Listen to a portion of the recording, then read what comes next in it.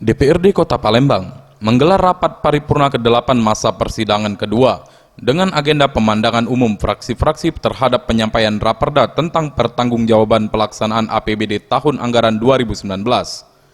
Dalam rapat yang dipimpin langsung oleh M. Ali Syaban, Wakil Ketua DPRD Kota Palembang, dan dihadiri langsung oleh Wali Kota Palembang Harno Joyo bersama Wakil Wali Kota Palembang Fitriyanti Agustinda.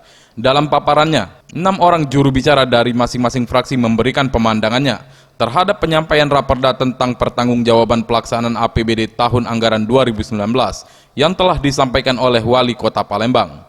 Menanggapi hal tersebut, Ketua DPRD Kota Palembang Zainal Abidin menyampaikan agar Wali Kota dapat segera merealisasikan dan mengatasi apa yang telah disampaikan oleh fraksi-fraksi. Dan agenda minggu depan ialah jawaban dari Wali Kota Palembang yang akan dilaksanakan pada tanggal 13 Juli mendatang. Kami mengharapkan kepada pemerintah Kota Palembang, dalam hal ini Wali Kota Palembang, untuk bisa mengakomodir dan merealisasikan apa-apa yang disampaikan oleh fraksi-fraksi di DPRD Kota Palembang yang telah menyampaikan pemandangan fraksinya.